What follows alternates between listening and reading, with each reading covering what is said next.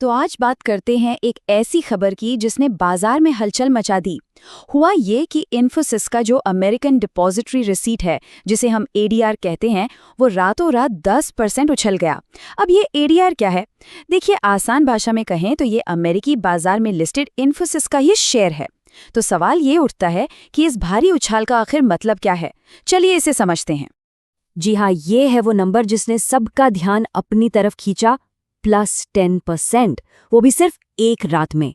Share बाजार में ये एक बहुत बहुत बड़ा आंकड़ा होता है, और इसी एक आंकड़े ने एक बड़ा सवाल खड़ा कर दिया है। और सवाल सीधा सा है, अगर इन्फोसिस का एडीआर 10% चढ़ा है, तो क्या भारतीय बाजार में इसका स्टॉक भी उतना ही भागेगा? यही वो पहेली है जिसे आज हम सुलझाने वाले हैं। देखिए, एक बात तो साफ है, भारतीय बाजार में स्टॉक का ठीक 10% बढ़ना थोड़ा मुश्किल लगता है। लेकिन हाँ, एक बड़ा गैप अप तो पक्का देखने को मिलेगा। मतलब स्टॉक पिछले दिन के क्लोजिंग प्राइस से काफी ऊपर खुलेगा। तो असली सवाल ये नहीं है कि गैप अप होगा या नहीं।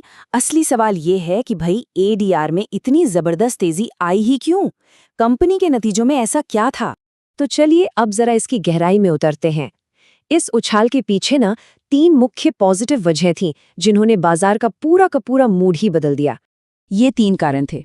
पहला, कंपनी ने अपना गाइडेंस बढ़ाया। दूसरा, बाजार में उसकी पोजीशनिंग काफी मजबूत थी। और तीसरा, जो शायद सबसे जरूरी था, वो थे कंपनी के हायरिंग के आंकड़े। चलिए एक एक करके इन तीनों को समझते हैं। तो सबसे पहली और बड़ी बात, इन्फोसिस ने अपनी भविष्य की कमाई का जो अनुमान होता है, जिसे गाइडेंस कहते हैं, उसको बढ़ा दिया।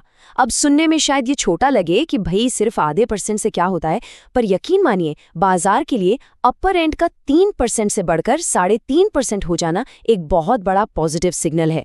ये दिखाता है कि कंपनी अपने फ्यूचर को लेकर पहले से कहीं ज्यादा कॉन्फिडेंट। अब आते हैं दूसरे पॉइंट पर, जो है बाजार का माहौल। देखिए, इन्फोसिस की सबसे बड़ी कॉम्पिटिटर टीसीएस के नतीजे कुछ खास नहीं आए थे।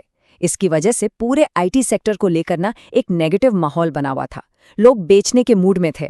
लेकिन टेक्निकल चार्ट्स पर इन्फोसिस का स्टॉक एक ऐसे लेवल पर था जहां से उसके और नीचे जाने के चांस काफी कम थे। इसने एक तरह से सेफ्टी नेट का काम किया। लेकिन अब बात करते हैं उस सबसे जरूरी फैक्टर की जिसने असल में सारा खेल पलट दिया। पहले 2 कारण अपनी जगह ठीक थे, पर असली कहानी तो इस तीसरे पॉइंट में ही छिपी है।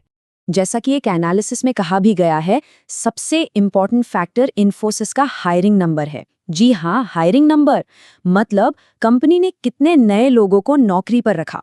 यही वो एक डेटा पॉइंट था जिसने निवेशकों में एक नया जोश भर दिया।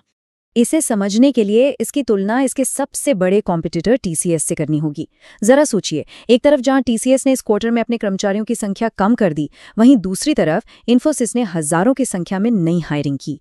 ये जमीन आसमान का फर्क था।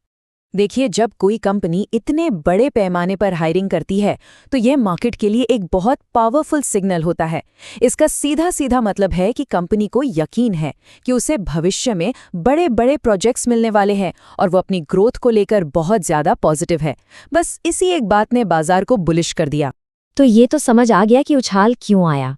लेकिन अब आगे क्या? अब हम जैसे निवेशकों के सामने सबसे बड़ा सवाल क्या है? और वो सवाल ये है कि इतने बड़े गैप अप के बाद क्या इन्फोसिस में अभी भी पैसा लगाना एक अच्छा सौदा है? क्या ये खरीदने का एक अच्छा मौका है? ये वो सवाल है जिस पर हर किसी को अब सोचना होगा। इस पूरी बातचीत को खत्म करने से पहले एक बेहद जरूरी सूचना है जिस पे ध्यान देना बहुत जरूरी है। कृपया ये बात हमेशा ध्यान में रखें कि ये सारी जानकारी सिर्फ एजुकेशनल पर्पस के लिए है। शेयर बाजार में किया गया कोई भी निवेश मार्केट रिस्क के अधीन होता है। इसलिए कहीं भी निवेश करने से पहले अपने फाइनेंशियल एडवाइजर से सलाह लेना बहुत जरूरी है। रिस्क सिर्फ मार्केट में होता है, प्लानिंग में नहीं। DGN कैपिटल मैनेजमेंट के साथ स्टॉक मार्केट, म्यूचुअल फंड और insurance. AMFI IRDAI certified. Your success are priority.